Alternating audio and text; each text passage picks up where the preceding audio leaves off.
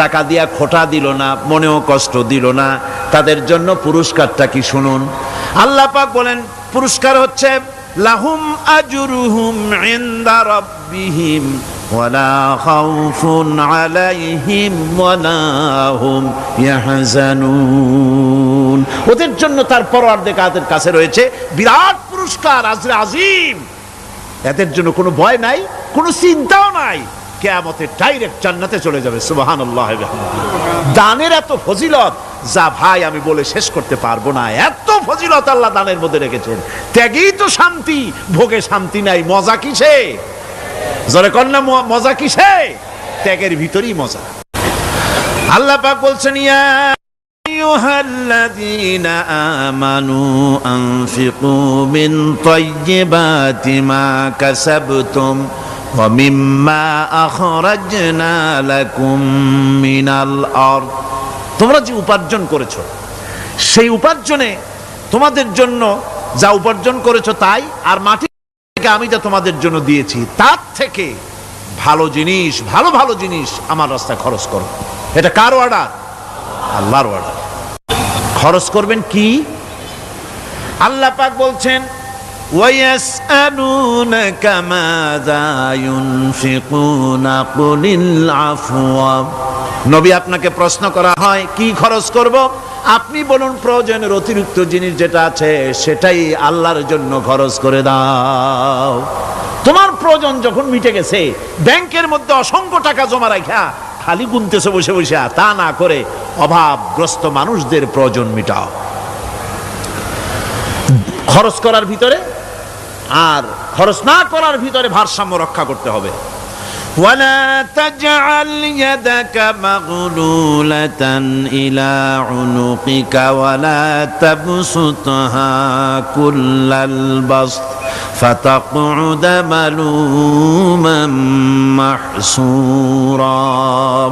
তোমাদের দানের হাত গুটায় একেবারে গলার সাথে বেঁধে রেখো না, আবার এমন বেশি ছেড়েও দিও না, কারণ এর ফলে তোমাকে অনুতপ্ত হওয়া লাগতে পারে, কার্পণ্যতাও না হয়, আর দ্বিতীয় জমের মতো দিয়ে সব ফতুরু না হয়ে যাও।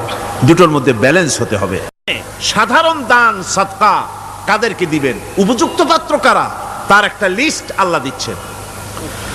وبالوالدين إحسانا وبذي القربى واليتامى والمساكين والجار ذي القربى।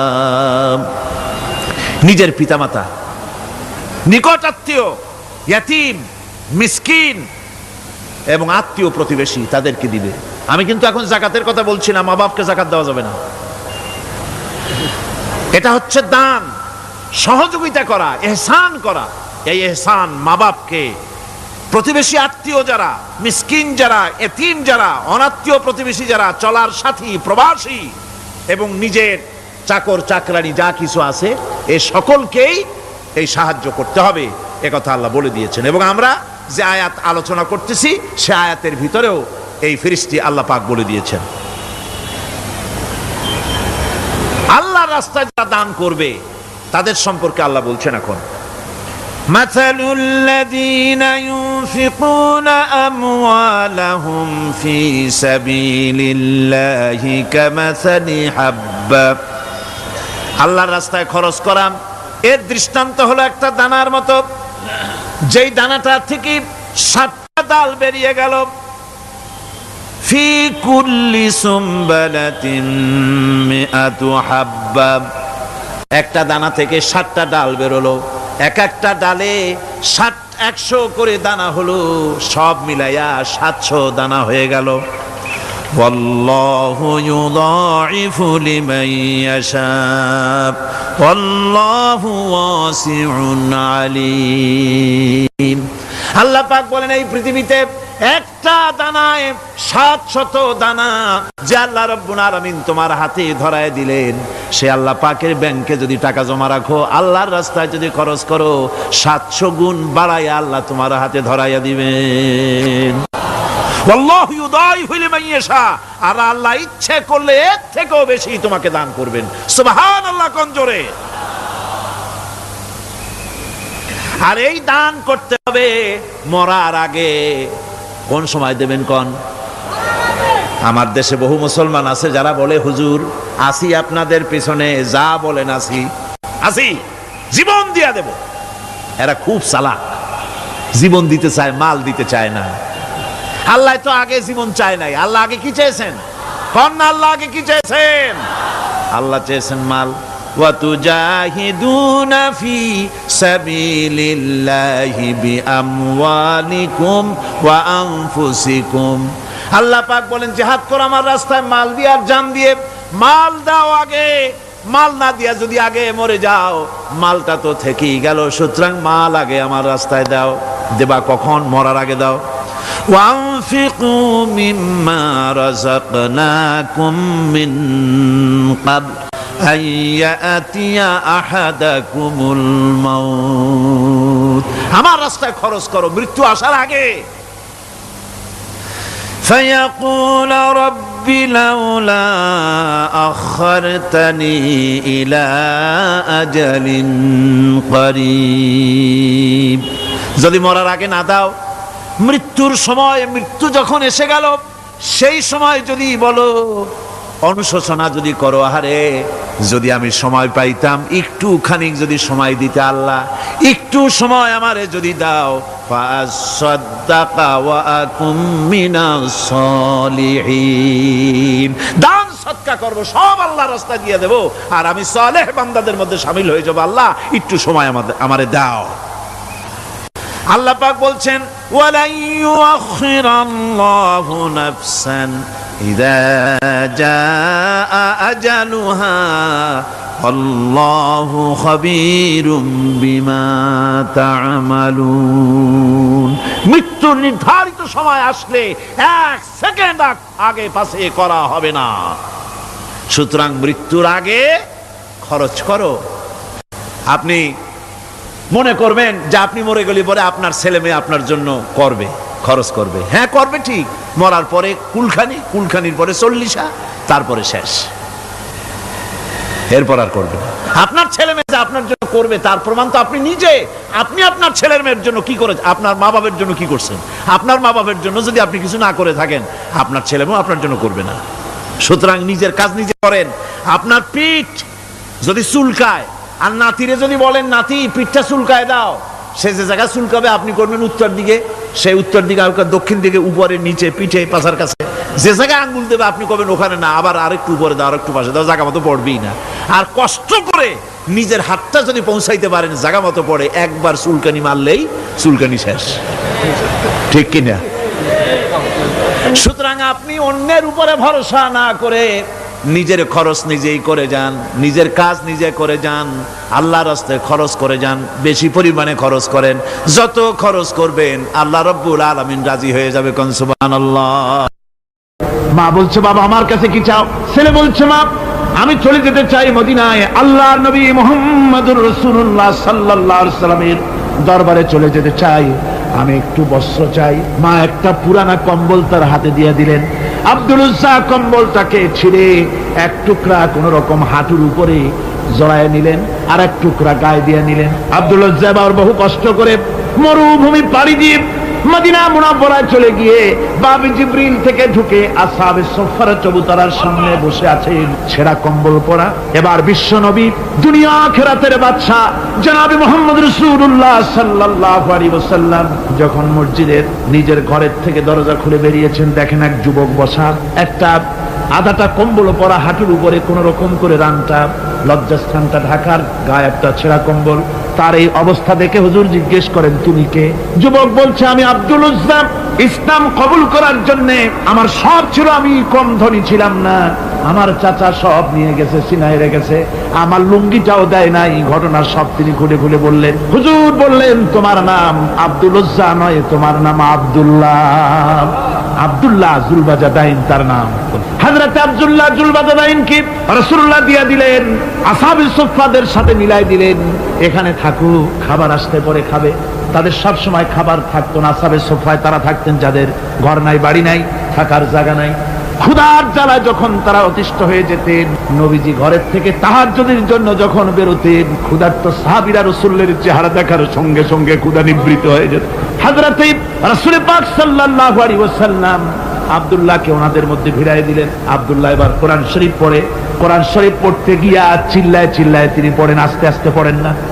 সাহাবীরা বিরক্ত হয়ে রাসূলের কাছে নালিশ করলেন যে বড় চিল্লায় কোরআন পড়ে আমাদের নামাজেও ডিস্টার্ব হয়। হুজুর বলেন, সাহাবীরা কেউ আব্দুল্লাহর ব্যাপারে কোনো কথা বলবে না, তারে চিল্লাইতে দাও, যেহেতু ঈমানের জন্য তারে বড় মূল্য দিতে হয়েছে। পরনের লুঙ্গিটা পর্যন্ত আনতে পারে নাই, যত খুশি চিৎকার করেছে আল্লাহর কালাম পড়ু। তাবুকের যুদ্ধ, রাসূলুল্লাহ তাবুকের দিকে রওনা করেছেন। 30,000 সৈন্য নিয়ে রওনা করেছেন। ওই জিহাদে মানুষেরা প্রাণ ভরে রাসূলুল্লাহকে সাহায্য করেছেন। মেয়ে লোকেরা নাকের ফুল, কানের দুল, গলার হাল খুলে খুলে রাসূলের কদম মোবারকে দিয়ে দিয়েছে। ধনীরা টাকা পয়সা সব দিয়েছে। হযরত আবু বকর তো যা ছিল সব এনে দিয়েছে, কিছু ছিল না ঘরে। রাসূল রওনা করলেন। প্রতিমধ্যে হযরত আব্দুল্লাহ জুলবাজাদাইন আল্লাহর নবীর খেদমতে হাজির হয়ে বলেন, হুজুর সবাই তো সব দিল, আমার কিছুই নাই, কিছু দিতে পারলাম না। হুজুর আপনি আমার জন্য দোয়া করেন, আমি যেন এই তাবুকের ময়দানে কাফেরদের বিরুদ্ধে লড়াই করে যেন শহীদ হয়ে যেতে পারি। মাল দিতে পারি নাই, কিন্তু আল্লাহর জন্য যেন আমার জীবনটা দিয়ে দিতে পারি। ও চট্টগ্রামের যুবকেরা, তরুণেরা, তোমাদের মতো 20 বছরের তরুণ হযরত আব্দুল্লাহ জুলবাজাদাইন শাহাদাতের তামান্না করে রেসালাতে মাহবের কাছে দাঁড়িয়েছে। হুজুর বললেন, একটা গাছের বাকল নিয়ে আসো। একজন একটা বাকল নিয়ে এলো। রাসূলুল্লাহ এই বাকলটা আব্দুল্লাহ জুলবাজাদাইনের হাতে লাগাই দিলেন। রাসূলুল্লাহ বললেন, আয় আল্লাহ, আমি আব্দুল্লাহর রক্ত কাফেরদের জন্য হারাম করে দিলাম। হযরত আব্দুল্লাহ বলছেন, ইয়া রাসূলুল্লাহ, আমি চাইছিলাম শহীদ হব, আর আপনি আমার রক্তটা হারাম করে দিলেন কাফেরদের জন্য। আল্লাহর নবী বলেন, আব্দুল্লাহ রে, কোনো চিন্তা করো না, তোমার মৃত্যু যদি জ্বরেও হয়, আল্লাহ রাব্বুল আলামিন তোমার শাহাদাতের দরজা দিয়ে দিবে। তাবুকের প্রান্তরে চলে গেলেন। কয়েকদিন ওই তাবুকের ময়দানে থাকায় রাসূলের কাছে খবর এলো আব্দুল্লাহ মারাত্মক জ্বরে আক্রান্ত হয়ে ইন্তেকাল করেছেন। রাসূলুল্লাহ বললেন, আমি জানাজা পড়াবো। হযরতে আব্দুল্লাহর জানাজা হলো গভীর রাত। কবরের ভিতরে একজন দাঁড়ায়া লাশ ধরার জন্য একজন কবরের ভিতরে দাঁড়িয়েছে। 2 জন লোকে লাশ নিয়ে আসতেছে। হযরতে বেলাল আলো উঁচু করে দাঁড়ায় ধরে আছে। অন্ধকার রাত, কবরের ভিতরে একজন দাঁড়ানো, লাশ নিয়ে এসেছে 2 জনে। কবরের ভিতরে যিনি দাঁড়ানো, তিনি বলছেন, এই লাশকে তোমাদের ভাইকে আদবের সাথে কবরে রাখো। কবরের মধ্যে যিনি দাঁড়ানো তিনি আর কেউ নয়, বিশ্বনবী মুহাম্মদুর রাসূলুল্লাহ সাল্লাল্লাহু আলাইহি ওয়াসাল্লাম। হযরত রাসূলুল্লাহ বলতেছেন, আবু বকর ওমর, তোমাদের ভাইকে আদবের সাথে কবরে রাখো, খবরদার বেয়াদবি করো না। কবরের মধ্যে আল্লাহ নবী আব্দুল্লাহ জুলবাজাদাইনকে নিজ হাতে শোয়ায় দিয়া কবরের উপরে পাথর বিছিয়ে দিয়ে নবীজি বললেন, রব্বুল আলামিন, আজকের এই সন্ধ্যা পর্যন্ত আমি আব্দুল্লাহর প্রতি রাজি ছিলাম, তুমিও আব্দুল্লাহর প্রতি সন্তুষ্ট হয়ে যাও। হযরত ইবনে মাসউদ রাদিয়াল্লাহু তাআলা আনহু বলেন, আমি চিৎকার মেরে কেঁদে কেঁদে বললাম, আল্লাহ, আজকে যদি এই কবরে আব্দুল্লাহ না হয়ে আমি হতাম, আমার কিসমতটা ভালো হয়ে যেত। যুবকেরা, ও তরুণ মুসলমানেরা, তোমরাই রক্ত দিয়ে ইসলাম কায়েম করেছো। কে কায়েম করেছে ইসলাম? মুসলিম তরুণেরা, মুসলিম যুবকের। তোমাদের অবদান সব চাইতে বেশি। আজ মুসলমান যুবকদের চরিত্র নাই। মদ, জুয়া, জিনা, ব্যভিচার করে করে সর্বনাশ করে দেওয়া হলো। সরকারি ভাবে, বেসরকারি ভাবে, বিভিন্ন ভাবে যুবকদেরকে মিসগাইড করার জন্য মদ দেওয়া হয়, টাকা দেওয়া হয়, অস্ত্র দেওয়া হয়, সব দিয়ে যুবকদের চরিত্র নষ্ট করা হচ্ছে। অথচ যুবক হচ্ছে একটা জাতির মেরুদণ্ড। জাতির কি মেরুদণ্ড? এই মেরুদণ্ডকে ঘুরে ধরেছে, এই মেরুদণ্ড নষ্ট করার ব্যবস্থা করা হয়েছে। আমার মুসলমান ভাইয়েরা, হাদিস থেকে শোনো, বদরের প্রান্তরে যুদ্ধ হবে। রাসূলুল্লাহ সাহাবায়ে কিরামদেরকে রেডি করেছেন, কিন্তু এই যুদ্ধটা বড় মারাত্মক। এই জিহাদ বড় মারাত্মক। জিহাদ হবে, চাচার বিরুদ্ধে ভাতিজা জিহাদ করবে, বাপের বিরুদ্ধে সন্তান অস্ত্র ধারণ করবে, ভাইয়ের বিরুদ্ধে ভাই অস্ত্র ধারণ করবে। কোন জায়গা? বদর। কোন জায়গায়? বদর। মক্কা থেকে যারা আসতেছে সব চাচা, ভাই, মামু, খালু, এরা আপন আপন লোকের বিরুদ্ধে অস্ত্র ধারণ করবে। এটা কি সহজ? কোন এটা কি সহজ? রাসূলুল্লাহ যুদ্ধের কথা মানুষকে বুঝাচ্ছেন, একটু ইতস্তত করে। হযরত রাসূল পাক সাল্লাল্লাহু আলাইহি ওয়াসাল্লাম যুদ্ধের কথা সাহাবায়ে কিরামদের সামনে পেশ করতেছেন আর একটু ইতস্তত করতেছেন এই কঠিন যুদ্ধে সাহাবীরা কিভাবে মেনে নেবে। রাসূলের মনের অবস্থা বুঝতে পেরে হযরত মিকদাদ রাদিয়াল্লাহু তাআলা আনহু বর্ষিয়ান সাহাবী তিনি দাঁড়ায় গেলেন। তিনি দাঁড়ায় বলছেন, ইমদি বিনা ইয়া রাসূলুল্লাহ হাইসু মা তাশা।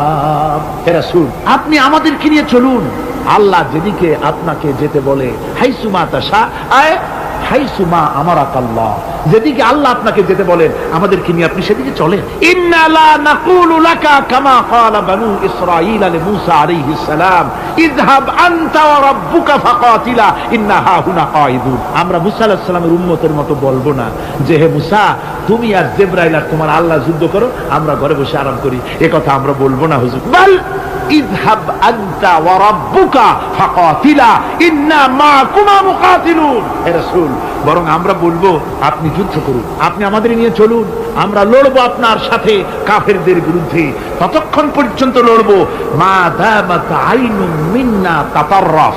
ও রাসূল, যতক্ষণ আমাদের চোখের একটা পাতাও নড়ে ততক্ষণ আপনার সাথে আমরা লড়বো। সুবহানাল্লাহ। মানে জীবন যতক্ষণ আছে আপনার সাথী হয়ে কাফেরদের বিরুদ্ধে লড়তে থাকবো। হুজুর খুব খুশি হয়ে গেল। হুজুর কি হলেন? দারুণ খুশি হয়ে গেল। আল্লাহ নবী খুশি হয়ে বললেন, ও সাহাবীরা, তোমাদের মানসিক অবস্থা যখন এই কুবু বিনা ইলা জান্নাতিন জান্নাতুন আরদুহা কারদিস সামাওয়াতি ওয়াল আরদ। ও সাহাবীরা, তোমাদের মানসিকতা যখন এমন, তখন আমার সাথে তোমরা দাঁড়াও, আমার সাথে ওঠো, আমার সাথে চলো জান্নাতের দিকে।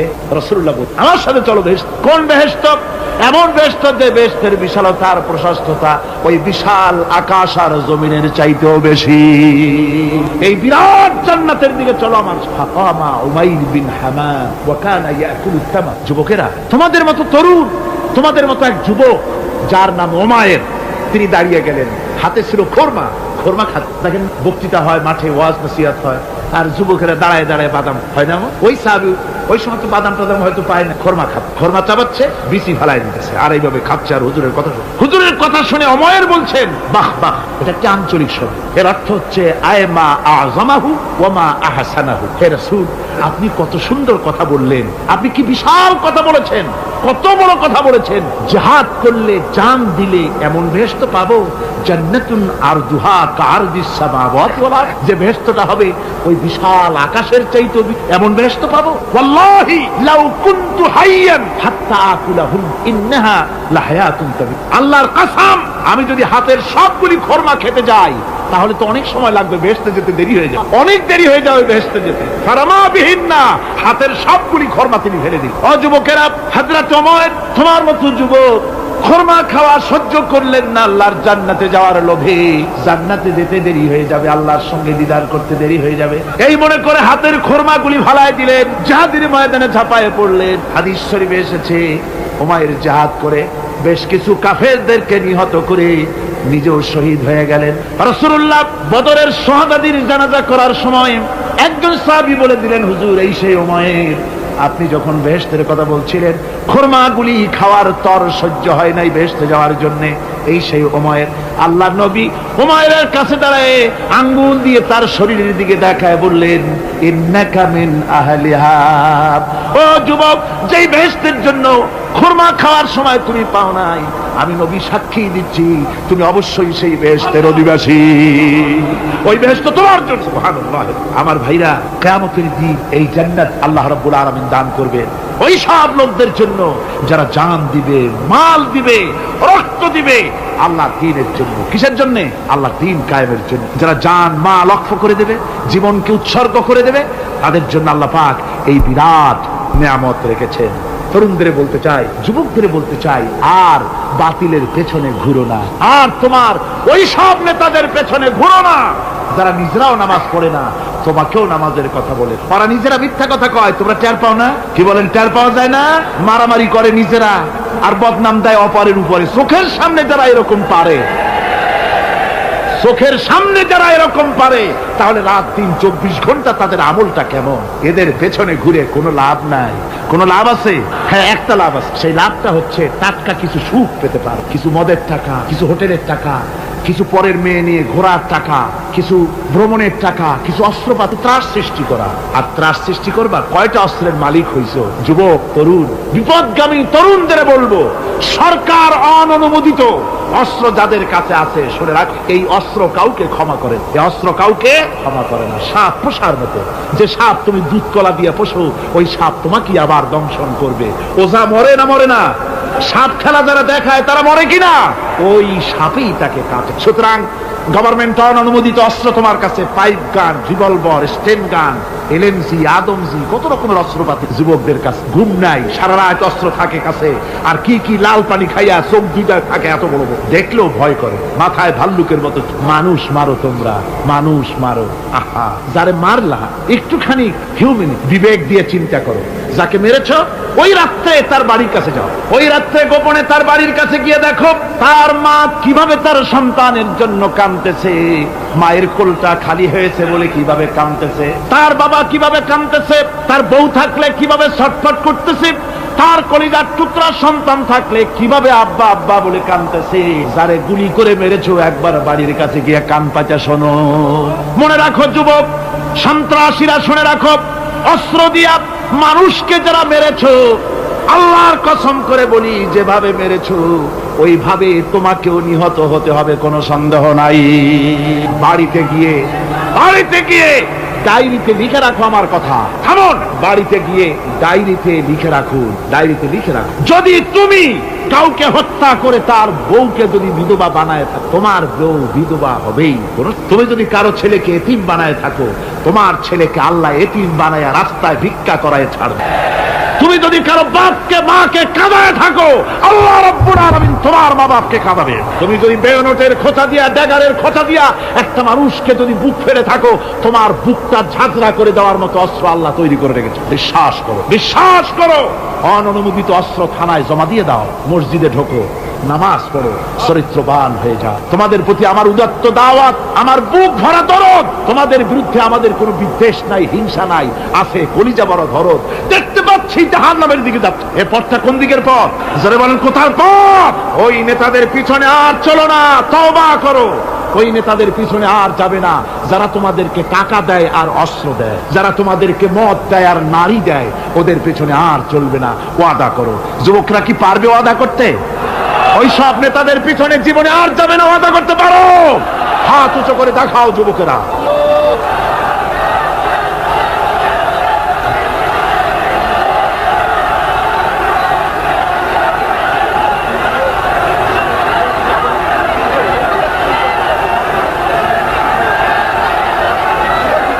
আমার মুসলমান ভাইরা, আমি তো দাঁড়াতে বলি নাই। জি জি জি জি জি জি বসেন বসেন। যে বুঝতে পেরেছি কালকের টেকনিক অবলম্বন করেছেন আপনারা আর কি। এই সুযোগে একটু কোমরটা সোজা করে নিলেন। বুঝতে পেরেছি, আমরা কিছু মাইন্ড করিনি। এখন বসেন, বসেন, তাড়াতাড়ি বসে যান। কথা আমার অনেক, সময় কম, না তাড়াতাড়ি শেষ করব। বসেন। আপনারা না বসতে তো কথা বলতে পারবো না, বসতে হবে। অত্যন্ত জরুরি জরুরি কথা আছে, সে কথাগুলি আমাদের শুনতে হবে। যেহেতু এই মাহফিলের পর আবার আপনাদের সামনে কথা বলতে পারবো, এর কোনো গ্যারান্টি নাই। আছে নাকি কোনো গ্যারান্টি? নাই। সুতরাং বসতে হবে, কেউ দাঁড়াবে না। জোরে সোরে জিকির করেন, লা ইলাহা ইল্লাল্লাহ, লা ইলাহা। আমার ভাইরা, আজকের মাহফিলের সবচেয়ে বড় আকর্ষণ আখেরি মোনাজাত, ঠিক না? কোরআনে কারীমের মাহফিলের মোনাজাত অবশ্যই কবুল হবে ইনশাআল্লাহ। এত মানুষের দোয়া আল্লাহ ফিরাতে পারেন না। তার নাম রহমান, তার নাম রহিম, তার নাম গফুর, তার নাম গফফার। বান্দার দোয়া কবুল করাই তো তার কাজ। সুতরাং নড়াচড়া আদৌ করবেন না, যার যার জায়গায় বসে থাকুন। না বসলে আপনারা যদি হাঁটেন, মাঝে মধ্যে দাঁড়ান, এটা খুবই বিরক্তির উদ্রেক করবে। ভাইয়েরা, আমি সকলকে সেজন্য বলতে চাই যে আমরা আল্লাহর দ্বীন প্রতিষ্ঠার জন্য এই জিহাদের কথা যে আল্লাহ বলছেন, এই জিহাদের জন্য আমরা জান মাল সব কিছুকে উৎসর্গ করতে চাই। আল্লাহ যেন কবুল করেন, সবাই বলেন আমিন। আনন্দ, আরাম আর বিলাসিতায় আমরা আমাদের জীবনকে ভাসায় দিয়ে, যার কারণে আমাদের জিল্লতি। এ মুসলমানদের উরুজ, এ মুসলমানদের তারাক্কি কিভাবে আসছে শুনুন বিশ্ব কবির ভাষা। বিশ্ব কবি আল্লামা ইকবাল রহমতুল্লাহ আলাইহি বলেছেন, আ তুঝে বাতাও তকদীরে উমম क्या है, आ तुझे बताओ तकदीरे उमम क्या है, शमशेर उसना अव्वल ताऊस और बाबाखीर। এসো আমি তোমাকে এই জাতির উন্নতির কথা শোনাই। এই জাতির উন্নতি তখন হয় যখন এক হাতে থাকে কোরআন আর এক হাতে থাকে তরবারি, তখন হয় জাতির উন্নতি। আর এই জাতি যখন কোরআন আর তরবারি ছেড়ে দিয়ে যখন তানপুরা, বেহালা, সারিন্দা, নারিন্দা, গিটার, ফিটার, সারেগামা, পাদানিসার পেছনে যখন লাগে, কপাল তখনই পড়ে। কপাল পড়ে কখন? তখনই পড়ে। আজ আমাদের টেলিভিশন, আমাদের রেডিও, আমাদের সংস্কৃতি সব সারেগামার সংস্কৃতি। কিসের সংস্কৃতি? আগে তো মুসলমানের ঘরে প্রত্যেক দিন সকাল বেলায় আওয়াজ আসতো, মুসলমানদের ঘরে সকাল বেলায় মুসলমানদের ঘরে ঘরে জানালার ফাঁক দিয়ে আওয়াজ আসতো, বিসমিল্লাহির রহমানির রহিম, সূরা ইয়াসিন, সূরা রহমান ইত্যাদির তেলাওয়াত ভেসে আসতো। এখন আর তেলাওয়াত ভেসে আসে? এখন মুসলমানদের ঘরের থেকে সকাল বেলায় আওয়াজ আসে সারেগামা, পাদানিসা, বাবা খালু, মামু নানা, হাবি জাবি, এই গানের ট্রেডিংগুলি, গানের শব্দগুলি চলে আসে। কোরআন শিখবার জন্য, শিখাবার জন্য ছেলের জন্য যে মৌলবি রাখে, সারা মাস পড়াবে, বেতন 300 টাকা। আর গানের মাস্টার যে গান শিখাবে, রবীন্দ্র সঙ্গীতের প্যানপ্যানানি সুর শিখাবে, নাচ শিখাবে, সপ্তাহে 2 দিন এসে 2 ঘন্টা শিখাবে, বেতন 3000। কপাল পোড়া জাতি। কি পোড়া জাতি? জাতি তার কপাল পুড়ে। কোরআনের সাথে তার সম্পর্ক কম, জিহাদের সাথে সম্পর্ক কম, সম্পর্ক হয়েছে গানের সাথে, সম্পর্ক নাটকের সাথে। তাই আজ আল্লাহর দ্বীন কায়েমের জন্য লড়াইয়ের ময়দানে আসতে হবে। বাংলাদেশে কিন্তু জিহাদের ডাক এসে গেছে। কিসের ডাক এসেছে?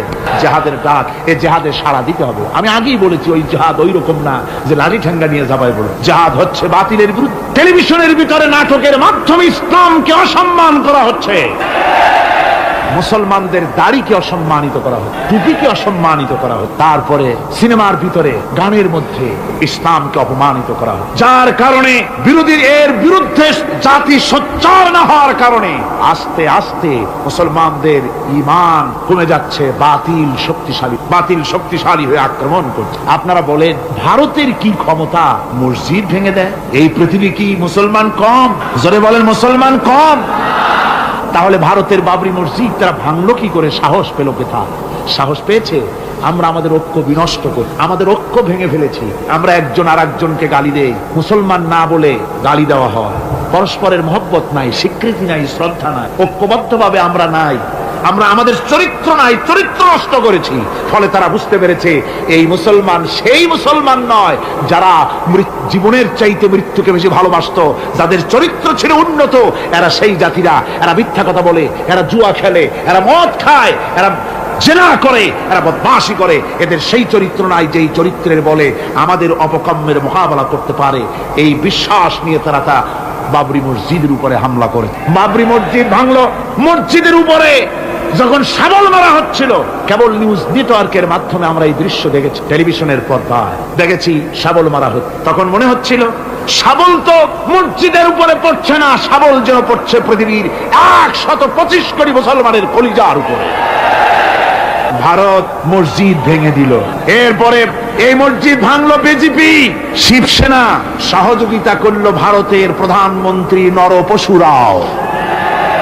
এই পৃথিবীর বর্তমান পৃথিবীর নিকৃষ্ট মানব সন্তান, জঘন্য শয়তান নরপশু। ওইটা নরসীমা নয়, ভারতের প্রধানমন্ত্রী মানুষ না, এটা একটি শয়তান। জোরে বলেন, এটা কি? পৃথিবীর ইতিহাসকে কলঙ্কিত করেছে। আজ পর্যন্ত পৃথিবীতে কোথাও মসজিদ ভাঙা হয়েছে কোন ইতিহাস।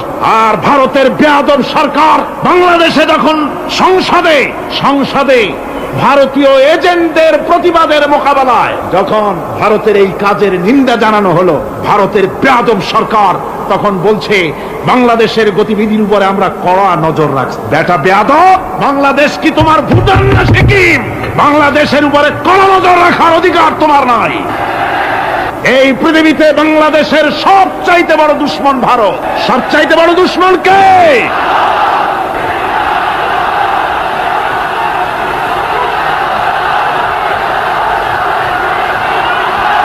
আমার মুসলমান ভাইয়েরা, ভারতের জনগণের সাথে আমাদের কোনো বিদ্বেষ নাই, ভারতের জনগণের সাথে আমাদের কোনো শত্রুতা নাই, ঠিক কিনা? আমাদের দুশ্মনী নরপশুর সাথে। তুমি একটা সরকার, তোমার হাতে রয়েছে সেনাবাহিনী, তোমার সাথে বিএসএফ, তোমার হাতে ল্যান্ড ফোর্স, এয়ার ফোর্স, সব বাহিনী তোমার হাতে। মসজিদ ভাঙে চোখের সামনে, তোমার বাহিনীর লোকেরা অস্ত্র নিয়ে দাঁড়িয়ে থাকে, একটা ফাঁকা গুলিও করলো না। করছে একটা ফাঁকা গুলি? মুসলমানেরা প্রতিবাদ করলো, সেই প্রতিবাদের মুখে মুসলমানদেরকে গুলি করে করে মারা হলো। কারফিউ দিয়ে পুলিশেরা মুসলমানদের ঘরে ঢুকে মুসলমানদেরকে বের করে এনে বেয়নেট চার্জ করে শহীদ করে দিল। দিল্লি, মিরাট, দিল্লিতে, মিরাটে, কলকাতায়, বোম্বে, মাদ্রাস, গোটা ভারতে সাম্প্রদায়িক দাঙ্গা দিয়ে ডুবিয়ে ফেলে মুসলমানেরা আজকে তার সেখানে এতিম অবস্থায় পড়ে আছে। একটা সরকার এই দৃশ্য দেখতে পারে? মানুষের কোনো মর্যাদা তোমার কাছে নাই। আরো বাংলাদেশের উপরে কড়া নজর রাখবা। 1971-এর বাংলাদেশ এখন না, 93-র বাংলাদেশ। তোমার গোলামেরা দেশ শাসন করে না, এদেশে 11.5 কোটি মুসলমান বাস করে। আমরা ভারতকে দেখিয়ে দেব ইনশাআল্লাহ, জিহাদের প্রেরণা নিয়ে যদি প্রয়োজন হয় বাংলাদেশের যুদ্ধ যদি করা লাগে ভারতের সাথে, আর যুদ্ধ করা লাগবে। রাসূলুল্লাহর ওয়াদা আছে। কার ওয়াদা? নাসাই শরীফ, ইবনে মাজাহ, এই তার দুটি হাদিসের মধ্যে হযরত আবী হুরায়রা রাদিয়াল্লাহু তাআলা আনহু বর্ণিত হাদিস রয়েছে। বলেছেন, দুই শ্রেণীর লোক কিয়ামতের দিন জাহান্নাম থেকে মুক্ত হয়ে যাবে। এক শ্রেণী হচ্ছে যারা ঈসা আলাইহিস সালামের সাথে সাথী হয়ে যারা লড়বে আর শহীদ হবে, কিয়ামতে তারা জান্নাতে যাবে, জাহান্নাম থেকে মুক্ত। আর দ্বিতীয় শ্রেণী, ভারতের সঙ্গে একটা যুদ্ধ হবে, রাসূল বলেছেন হিন্দুস্তানের সঙ্গে একটা লড়াই হবে। ওই লড়াইয়ে যারা শহীদ হবে, রাসূলুল্লাহ বলেছেন কিয়ামতের দিন জাহান্নাম থেকে আল্লাহ মুক্ত করে দিবেন। সেই লড়াই ভারতের সাথে আমাদের হবে। ওই লড়াই যেদিন বাঁধবে, বাংলাদেশের সেনাবাহিনী, air force, land force, police শুধু এরাই যুদ্ধ করবে না, বাংলাদেশের 12 কোটি তৌহিদি জনতা শহীদ তিতুমীরের বাস হাতে নিয়ে ভারতকে পিটিয়ে ঠান্ডা করবে ইনশাআল্লাহ।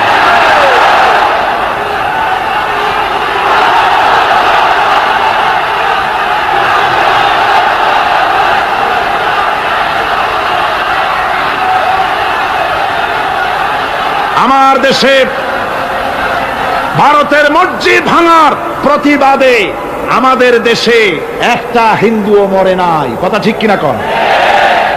কিন্তু ভারতে ভেঙেছে তারা বাবরি মসজিদ। আমার দেশের 15 জন মুসলমান পুলিশের গুলিতে নিহত। আমার দেশে হিন্দু মরে নাই। তোমরা আমার দেশে, সেখানে আমার মুসলমান মেরে। হযরত আব্দুল্লাহ বিন ওমর রাদিয়াল্লাহু তাআলা আনহু বলছেন যে আমি রাসূলের সঙ্গে কাবা শরীফ তাওয়াফ করতেছিলাম। আমি বলতে শুনলাম রাসূল বলছেন, হে কাবা, তোমার কত মর্যাদা, তোমার কত সম্মান, তুমি কত মহান, তোমার কত ইজ্জত। তবে কাবা, শুনে রেখো, আল্লাহ রাব্বুল আলামিনের একটা মুমিন বান্দার যে মর্যাদা, তোমার মর্যাদা যত হোক একটা মুমিনের চাইতে নিশ্চয়ই বেশি নয়। তোমরা মসজিদ ভেঙেছো আর আল্লাহর মুমিন বান্দাদেরকে ভেঙেছো। ভারত সরকার, শুনে রাখো, মসজিদ ভাঙো নাই, তকদির ভেঙেছো। মসজিদ যেভাবে মসজিদের ইটগুলি টুকরা টুকরা হয়েছে, গোটা ভারত আজ হোক কাল হোক মসজিদের ইটের মতোই টুকরা টুকরা হয়ে যাবেই যাবে ইনশাআল্লাহ। তবে আমার দেশের মুসলমানদেরকে মনে রাখতে হবে, আমরা প্রতিশোধের নীতিতে বিশ্বাস করি না। ভারতের বাবরি মসজিদ ভাঙার ব্যাপারে বাংলাদেশের কোনো হিন্দু দায়ী নয়, কথা বুঝতে পেরেছি? আমরা একজনের অপরাধের শাস্তি আর একজনকে দেই না। বাংলাদেশের কোনো হিন্দু ওই ঘটনার জন্য দায়ী নয়। আমাদের দেশে মন্দির 2-4টা ভেঙেছে, আমরা খবর, এই মন্দিরগুলি মুসলমানেরা ভাঙে। এই মন্দিরগুলি ভারতের এজেন্টদের উস্কানিতে হিন্দুরা নিজেরা ভেঙে, মুসলমানেরা ভাঙে। ভারতীয় দালালেরা বাংলাদেশের সারা পৃথিবীতে সাম্প্রদায়িক সম্প্রীতির ভাবমূর্তিকে ক্ষুণ্ণ করার জন্য এই কাজ তারা করেছে। নরসিংদীতে, আর মিয়া থামো না, নরসিংদীতে সেখানে দেখা গেছে গভীর রাত্রে কাপড়ের দোকানদার হিন্দু ঘরের সমস্ত কাপড় চোপড় সরাইয়া নিজের দোকানে আগুন দিতে গিয়েছে, পুলিশ তখন তার ভারতের 5 গোলামেরা হিন্দুদের দিয়ে কাজগুলি করাইছে। কোন মুসলমান মন্দির ভাঙে নাই। বাংলাদেশ গোটা বিশ্বের বুকে সাম্প্রদায়িক সম্প্রীতির সহস্র বছরের উজ্জ্বল দৃষ্টান্ত। আলহামদুলিল্লাহ। তার কারণ হচ্ছে আল্লাহর নবী বলেছেন সংখ্যালঘু মুসলিম এলাকায়, সংখ্যাগরিষ্ঠ মুসলিম এলাকায় সংখ্যালঘু অমুসলিম যারা, তারা হতেছে পবিত্র আমানত। ওই আমানতের কেউ যদি খেয়ানত করে, অর্থাৎ অমুসলিমদের উপরে যদি কেউ অত্যাচার করে, তাহলে আমি নবী মুহাম্মদুর রাসূলুল্লাহ সাল্লাল্লাহু আলাইহি ওয়াসাল্লাম কিয়ামতের দিন আল্লাহর দরবারে মুসলমানদের বিরুদ্ধে মামলা দায়ের করব।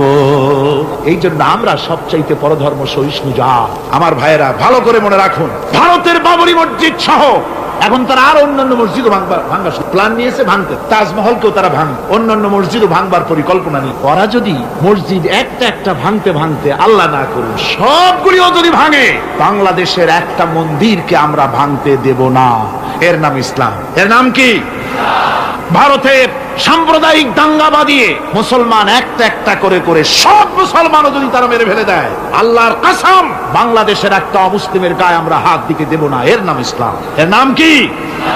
আপনারা যদি কখনো শোনেন যে কোন এলাকার কোন লোক মন্দির ভাঙতে যাচ্ছে অথবা হিন্দুর বাড়ি আক্রমণ করতে যাচ্ছে, সাথে সাথে তাকে ধরে থানায় সোপর্দ করবেন। রাজি আছেন?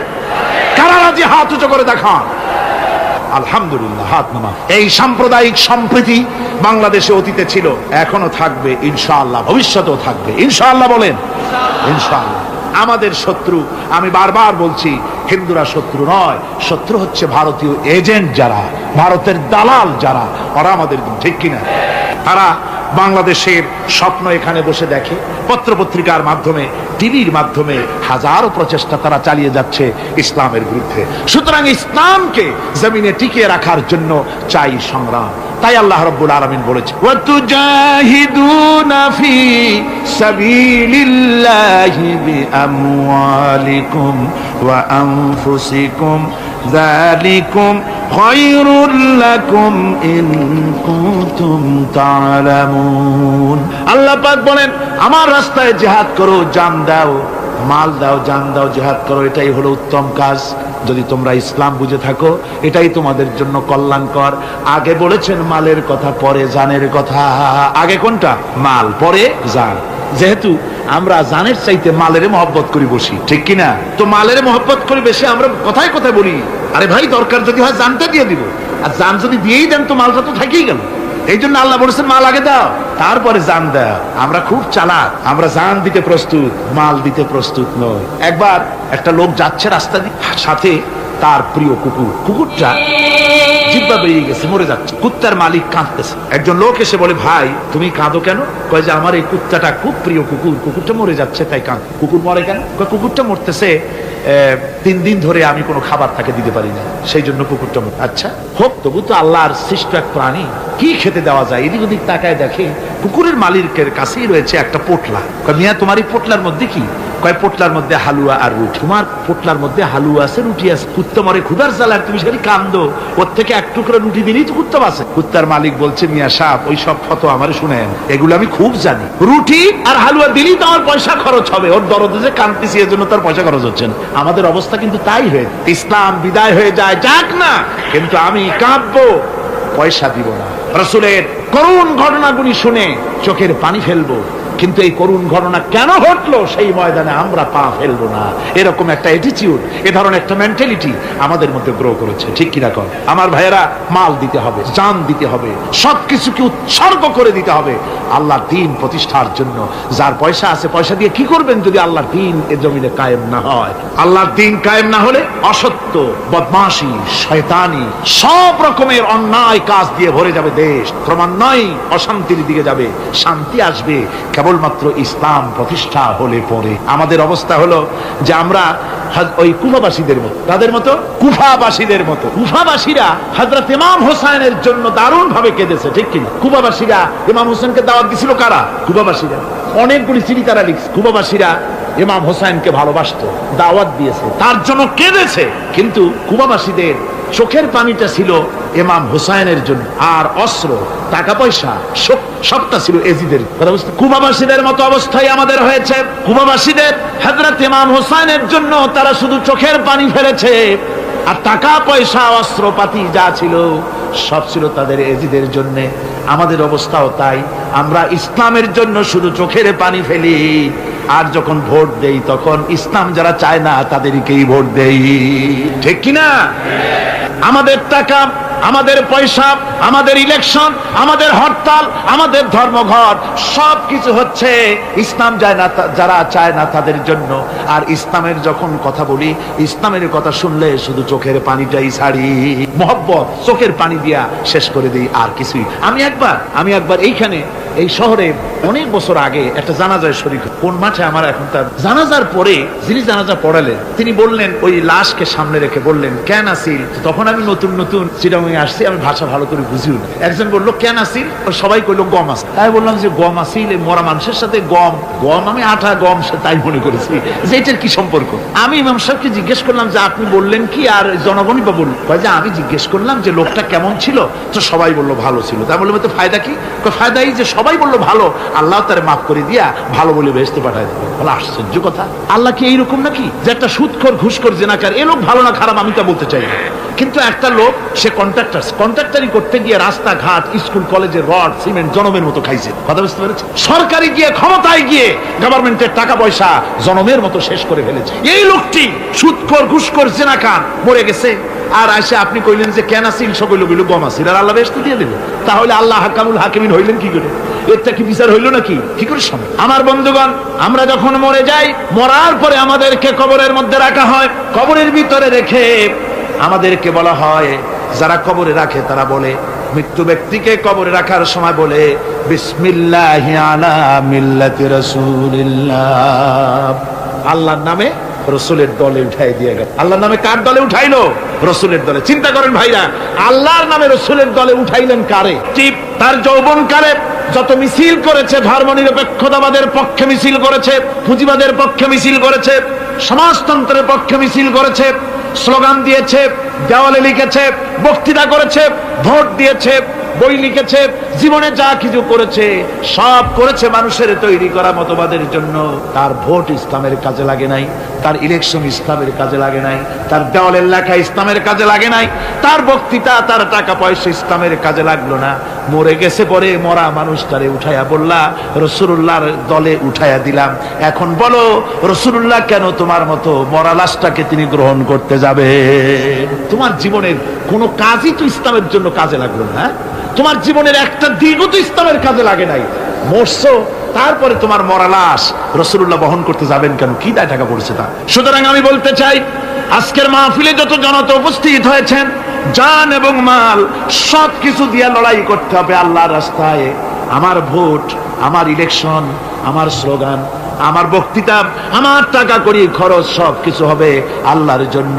কুল ইন্না সালাতি ওয়া নুসুকি ওয়া মাহইয়ায়া ওয়া মামাতি লিল্লাহি রাব্বিল আলামিন। সবাই পড়েন, ইন্না সালাতি ওয়া নুসুকি ওয়া মাহইয়ায়া ওয়া মামাতি লিল্লাহি রাব্বিল আলামিন।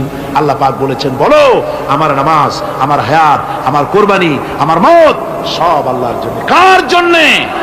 আল্লাহর। সুতরাং জিহাদ হলো আমাদের জন্য অপরিহার্য। সেই কথাটি এতক্ষণ ধরে বুঝালাম। বিশ্ব মানবতার মুক্তি, নারীর মুক্তি, শ্রমিকদের মুক্তি, মানুষের মুক্তি, গরিবের মুক্তি, শ্রমিকের মুক্তি, বিশ্ব মানবতা, নির্যাতিত মানবতার মুক্তি আসতে পারে কেবলমাত্র জিহাদের মাধ্যমে। আল্লাহর দ্বীন প্রতিষ্ঠা করে মানুষের মুখে হাসি ফুটানো যেতে পারে। আর কোন পথ আছে? আর কোন পথ আছে?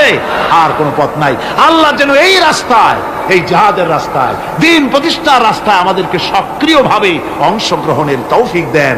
সবাই বলুন আমিন। সবাই বলুন আমিন। এবার আমি বলবো মা বোনদের ব্যাপারে। মা বোনেরা বিগত 4 দিন এ মাহফিলে এসেছেন। তারা হচ্ছেন আমাদের অর্ধেক। তারা আমাদের কি? এই পৃথিবীর অর্ধেক জনশক্তি নারী। এই নারীর অধিকার ইসলাম কি দিয়েছে তা নারীরা অনেকেই জানেন না। না জানার কারণে নারী পক্ষ, নারী সমাজ, নারী স্বাধীনতা বিপ্লব পরিষদ নানান রকমের কমিটি গঠন করে তারা মডার্ন হতে চান, নানান রকমের অধিকার আদায়ের চেষ্টা করেন। কিন্তু আমি বিশ্বাস করি আমার মা বোনেরা যদি জানতেন ইসলাম তাদেরকে কি অধিকার দিয়েছে, তাহলে রীতিমতো ইসলামকে পাওয়ার জন্য, ইসলাম যে অধিকার দিয়েছে সেই অধিকার লাভ করার জন্য তারা রীতিমতো বিপ্লব করতেন। কি করতেন? বিপ্লব। আল্লাহ রাব্বুল আলামিনের কাছে নারী আর পুরুষ বলে আলাদা কিছু নাই। মানুষ হিসাবে আল্লাহর কাছে নারী আর পুরুষ সমান। আল্লাহর কাছে কোন লোক যদি তাহাজ্জুদের নামাজ পড়ে কোন পুরুষ, সে যা সওয়াব পাবে নারী তাহাজ্জুদ পড়লে সেই সওয়াব পাবে না, এমনটি নয়। পুরুষ হজ করে যে সওয়াব পাবে, নামাজ পড়ে যে সওয়াব পাবে, নারীও তা পাবে। জোরে বলেন সুবহানাল্লাহ। আল্লাহর কাছে নারী এবং পুরুষ কি মানুষ হিসেবে তারা উভয় সমান। কিন্তু এই নারীদের জীবনের তিনটি স্তর। কটি স্তর? তিনটি স্তর। একটা হচ্ছে কন্যা, বধূ, মাতা। নারীর জীবনের এই তিনটি স্তর। ভালো করে শুনুন, কন্যা, বধূ, মাতা। এখন কন্যা হিসাবে নারীর মর্যাদা, বধূ হিসাবে নারীর মর্যাদা, মা হিসাবে নারীর মর্যাদা। নারীকে ইসলাম কি দিল সেটা শুনুন। আল্লাহর নবী বলেছেন, কোন ব্যক্তির যদি তিনটা কন্যা সন্তান হয় আর ওই তিনটা কন্যা সন্তানকে যদি সে আদব শিক্ষা দিতে পারে, ইসলামী তরবিয়াত দিতে পারে, আর যদি স্নেহ দিয়ে লালন পালন করতে পারে, তাহলে ওই কন্যার পিতা আর আমি মুহাম্মদ সাল্লাল্লাহু আলাইহি ওয়াসাল্লাম বেহেশতের ভিতরে পাশাপাশি অবস্থান করব। সুবহানাল্লাহ পড়ে এ কথা কিন্তু রাসূলুল্লাহ কোথাও বলেন নাই যে কারো যদি তিনটা ছেলে হয় তো আমার সাথে আর সে বেহেশতে একসাথে থাকবে, না, তা বলা হয় নাই। বলা হয়েছে কন্যার ব্যাপারে। কার ব্যাপারে বলা হলো?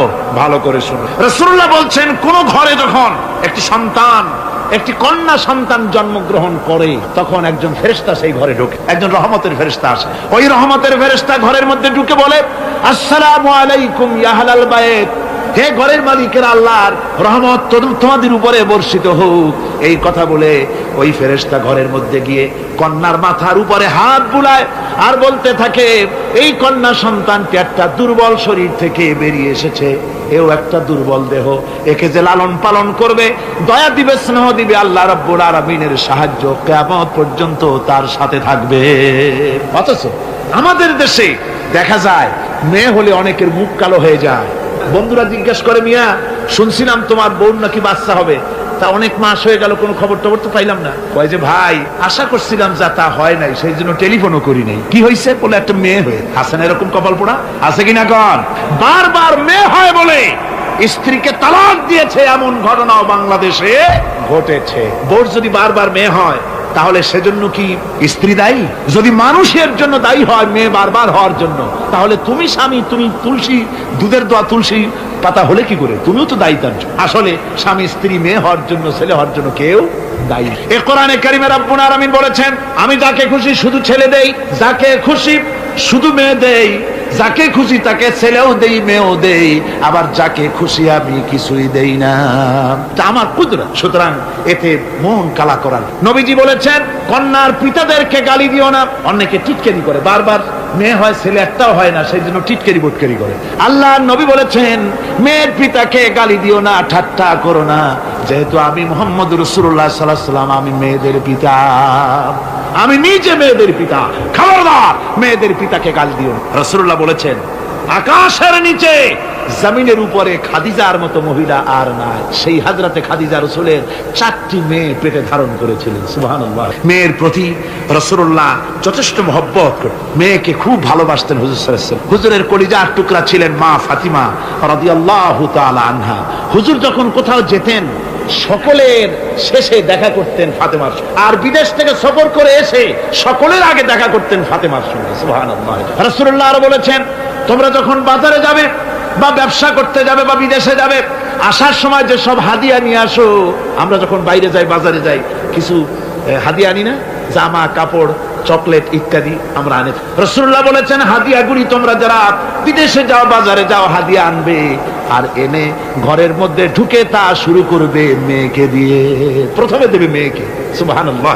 মেয়ের মর্যাদা ইসলামের সব চাইতে বেশি। কোন যুগে? যে যুগে মেয়ে হলে পরেই মাটির নিচে ঘিরে রাখতো, আছাড় মেরে মেরে ফেলে দিত। কোন অপরাধে তাদেরকে হত্যা করা হলো? আল্লাহ পাক কোরআনে কারীমে, তাদের অপরাধ আর কিছু না, তারা নারী, এই জন্য তাদেরকে মেরে ফেলা হতো। রাসূলুল্লাহ তাদের ইজ্জত দিলেন। সুবহানাল্লাহ। রাসূলুল্লাহ সম্মান দিলেন, ইজ্জত দিলেন তাদের। কন্যা হিসাবে নারীর এই মর্যাদা। ফাতেমাকে রাসূল এত ভালোবাসতেন, ইন্তেকালের সময় হযরত ফাতেমা কাঁদতে কাঁদতে বেহুশ হয়ে যাওয়ার উপক্রম হয়ে গেল। রাসূলুল্লাহ হযরত ফাতেমাকে ইশারা দিলেন, হযরত ফাতেমা তার কান নিয়ে রাসূলুল্লাহর মুখের কাছে লাগাই দিলেন। আল্লাহ নবী কি যেন বললেন কানে কানে। হযরত ফাতেমার কান্না বন্ধ হয়ে গেল। হযরত আয়েশা বলেন, মা রাসূলুল্লাহ তোমার কানে কানে কি বললো আর তোমার কান্না বন্ধ হয়ে গেল? হযরত ফাতেমা বলেন, ইয়া আম্মা জান, আমার আব্বা আমার কানে কানে বললো, মা ফাতেমা তুই কাঁদিস না, তোর কান্না আমার বরদাস্ত হয় না, তোমাকে কাঁদতে হবে না, আমি তোমাকে সুসংবাদ দিয়ে যেতেছি, আমি মরে যাওয়ার পর সর্বপ্রথম তোমার সাথে আমার দেখা হবে। রাসূলুল্লাহর এই ভবিষ্যৎবাণী হযরত ফাতেমা বুঝতে পেরেছেন যে হুজুরের ইন্তেকালের পরে আমার বেশি দেরি হবে না, আমিও তাড়াতাড়ি হুজুরের সাথে শামিল হতে পারবো। হুজুরের ইন্তেকালের 6 মাস পরেই হযরত ফাতেমা রাদিয়াল্লাহু তাআলা আনহা ইন্তেকাল করেছে। কন্যা হিসেবে নারীর মর্যাদা ইসলাম অনেক অনেক গুণে বাড়িয়ে। এই কন্যা শিশু, কৈশোর, যৌবন পেরিয়ে যখন যৌবনে তার বিয়ে হয়ে যায়, আল্লাহ রাব্বুল আলামিন তখন বলেন, ওয়া মিন আয়াতিহি আন খালাকা লাকুম মিন আনফুসিকুম আজওয়াজান লিতাসকুনু ইলাইহা ওয়া জাআলা বাইনাকুম মাওয়াদ্দাতান ওয়া রাহমা। আল্লাহ পাক বলেন, আমার নিদর্শনের ভিতরে এটাও একটি নিদর্শন যে আমি তোমাদের থেকে তোমাদের জোড়া তৈরি করেছি, তোমাদের স্ত্রীদেরকে তৈরি করেছি, তোমাদের সাথে তোমাদের স্ত্রীর ভালোবাসা সৃষ্টি করেছি, মহব্বত সৃষ্টি করেছি। এই মহব্বত আমি আল্লাহ তৈরি করেছি। আর যখন বুড়ো হয়ে যায় মানুষ, স্বামী স্ত্রী যখন বুড়ার বুড়ি হয়, তখন আর ভালোবাসা থাকে না, তখন ওই ভালোবাসা সহৃদয়তার করুণায় আমি আল্লাহ পরিণত করে দেই। বুড়ার জন্য তখন বুড়ি ছাড়া আর উপায় নাই, বুড়িরও আর বুড়া ছাড়া উপায় নাই। তখন ভালোবাসা কোনো বিশেষ কোনো অক্ষণীয় ভালোবাসা নয়, তখন একের উপরে অন্য একদম নির্ভরশীল হয়ে পড়ে। আল্লাহ পাক বলেন, এই অবস্থা আমি আল্লাহ সৃষ্টি করে দেই। সুবহানাল্লাহ। আল্লাহ পাক বলছেন, নারীদের উপরে, নারীদের সাথে, স্ত্রীদের সাথে ভালো ব্যবহার করো। তার কোনো ব্যাপারে যদি মনটা তোমার কখনো খারাপ হয়, কোরআন শরীফের মধ্যে আল্লাহ পাক বলে দিয়েছেন পরিষ্কার করে যে কখনো তার সাথে খারাপ ব্যবহার করো না।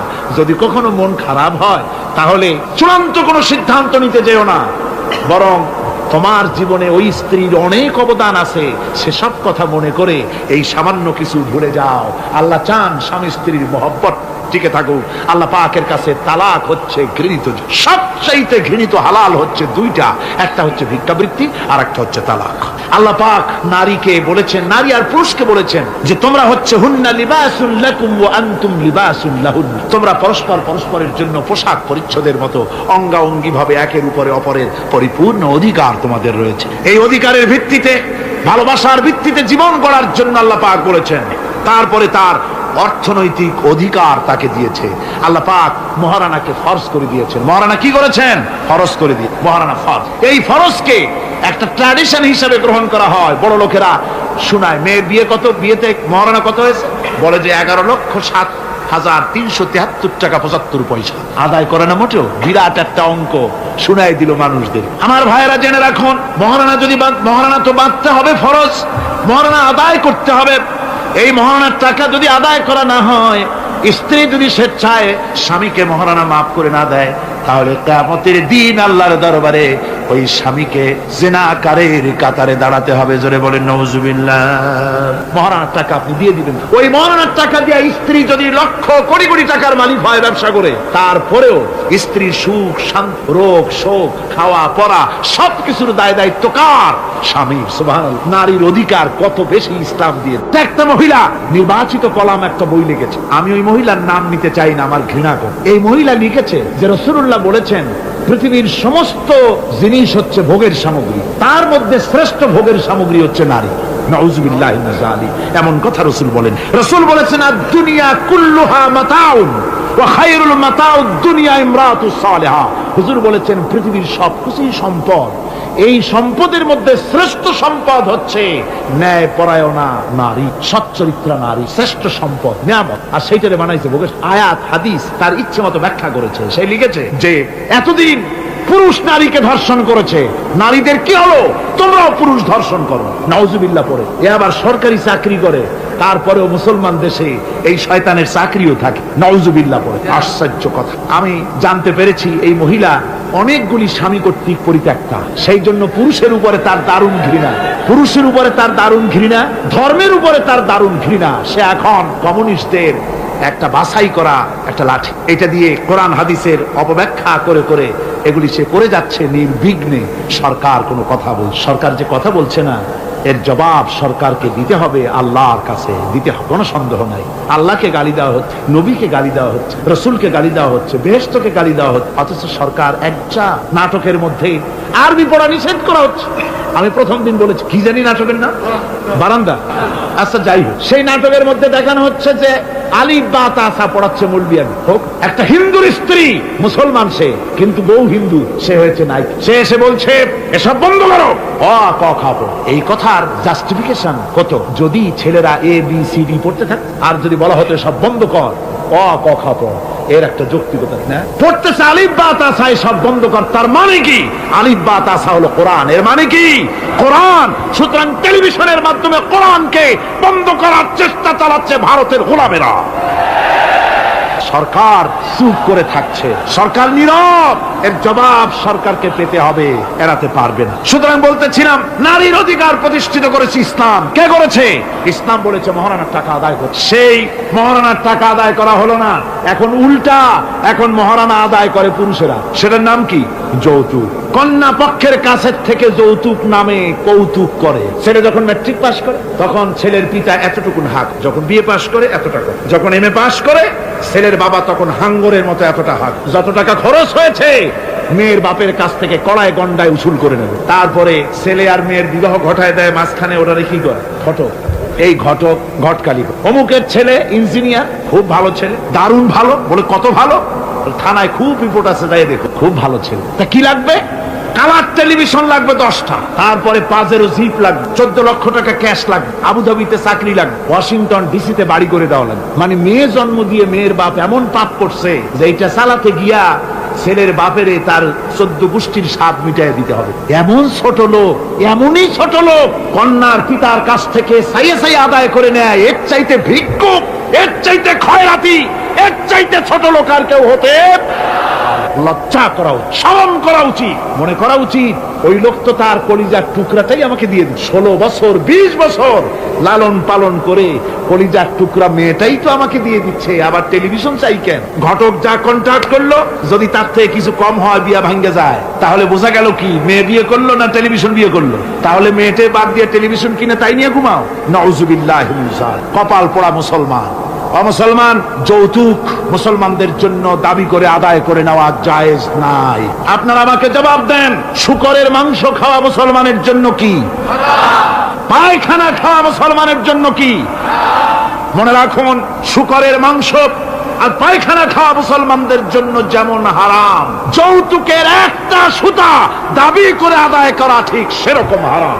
চিটাগং এবং চট্টগ্রামের বাইরের থেকে আগত মুসলমানেরা, আমি জিজ্ঞেস করতে চাই, যাদের ছেলে আছে যৌতুক নামের এই অপদার্থ কৌতুক মানবতার সাথে এই প্রহসন আদায় করে দাবি করে যৌতুকের টাকা গ্রহণ করার মতো শুকরের মাংস পায়খানা আপনারা খাবেন? জোরে বলেন খাবেন? যারা ছেলের পিতা আছেন, কোরআনের মাহফিলে হাত উঁচু করে আমাকে দেখাতে হবে, কন্যা পক্ষের কাছ থেকে দাবি করে একটা সুতা আদায় করবেন না। কারা তারা? হাত উঁচু করে দেখান, হাত উঁচু করে রাখতে হবে। আলহামদুলিল্লাহ, হাত নামান, হাত নামান। আমি বলেছিলাম ছেলেদের পিতারা হাত তুলবে, কিন্তু বাচ্চা ছেলেরাও হাত তুলে ফেলেছে। অসুবিধা নাই, সব শিশুরা ঘুমিয়ে আছে, কি জানি লক্ষ পিতা লক্ষ শিশু ঘুমিয়ে আছে, হ্যাঁ, সব শিশুদের অন্তরে। কাজে এই শিশুরাই একদিন পিতা হবে, তখন যেন আল্লাহ এই ওয়াদাটা তাদের মনে করায় দেন। জোরে কোন আমিন, জোরে বলেন আমিন। আপনাদের জানা মতে যদি যৌতুক কেউ আদায় করে টের পান, সালাম দিবেন না, তার সঙ্গে সামাজিক বয়কট করবেন, যেহেতু সে নারী নির্যাতনকারী। ঠিক কিনা বলেন? মা বোনেরা সম্মানের পাত্র, তাদেরকে বিয়ে করবেন সম্মান দিয়ে। আপনি টাকা দিয়ে বিয়ে করবেন, আপনাকে পয়সা দেওয়া হবে কেন? শ্বশুর যদি ইচ্ছে করে আপনাকে একটা কলম দেয়, শেরওয়ানি কাপড় দেয়, তো আবার থালাবাটি ঘড়ি দিতে হবে, তুমি কি খয়রাতি? সম্মান থাকা উচিত, পার্সোনালিটি থাকা উচিত। শ্বশুরের টাকা দিয়ে বড়াই করবে, শ্বশুরের টাকা দিয়ে বাড়ি করবা, চাকরি করবা, লজ্জা করে না মুসলমান? নারী জাতির সম্মান আল্লাহ দিয়েছেন। কে দিয়েছেন? স্ত্রীকে রাসূলুল্লাহ কত ভালোবাসতেন। আল্লাহর নবী বলেছেন, আমার কাছে তিনটা জিনিস প্রিয়, একটা হচ্ছে সুগন্ধি, একটা হচ্ছে নামাজ, আর একটা হচ্ছে স্ত্রী। সুবহানাল্লাহ, স্ত্রী আমার কাছে প্রিয়। হুজুর বলেছেন তোমাদের মধ্যে সেই ব্যক্তি উত্তম যে ব্যক্তি তার স্ত্রীর কাছে উত্তম। আমি আমার স্ত্রীদের কাছে উত্তম ব্যক্তি। সুবহানাল্লাহ। রাসূলুল্লাহ স্ত্রীকে কত ভালোবাসতেন। বিশ্বনবী রাজনৈতিক কর্মকাণ্ড চালাচ্ছেন, যুদ্ধের দামামা বাজতেছে, চতুর্দিকে কত অশান্তি, সবকিছু চলছে, স্ত্রীর হক আদায় করতে ভুলে যান। রাতের বেলায় হযরত আয়েশার বয়স কম, তাকে নিয়ে রাসূলুল্লাহ একটু সুযোগ পেয়ে বলছেন, আয়েশা সব তো ঘুমিয়ে, চলো আমরা একটু দৌড়াই। ওই যে দূরে একটা জিনিস দেখা যায়, দৌড় দাও, দেখি কে আগে যায়। দুজনে দৌড় প্রতিযোগিতা করলেন। দৌড় প্রতিযোগিতায় হযরত আয়েশা ফার্স্ট হলেন, হুজুর পিছনে পড়ে। হযরত আয়েশা খুব আনন্দ করলেন যে আপনি কিন্তু আমার সাথে দৌড়ে পারলেন। পরবর্তী কিছু কাল যাওয়ার পর হযরত আয়েশা বলেন, হুজুর আজকে আবার বললেন যে চলো আয়েশা একটু দৌড়াই। হযরত আয়েশা বলছেন যে সেদিনের তুলনায় আমার শরীর একটু, আমি মুটিয়ে গেছি, শরীরটা স্থূল হয়েছে। আমি আজকে দৌড়ালাম কিন্তু পারলাম না, রাসূল আগে চলে গেলেন। আমি হাঁপাতে হাঁপাতে যখন হুজুরের কাছে চলে গেছি, হুজুর তখন মুস্কি হেসে আমাকে বললেন, আয়েশা ওই সেই দিনের জবাব আজকে দিয়া দিলাম। সুবহানাল্লাহি বিহামদিহি, সুবহানাল্লাহি বিহামদিহি।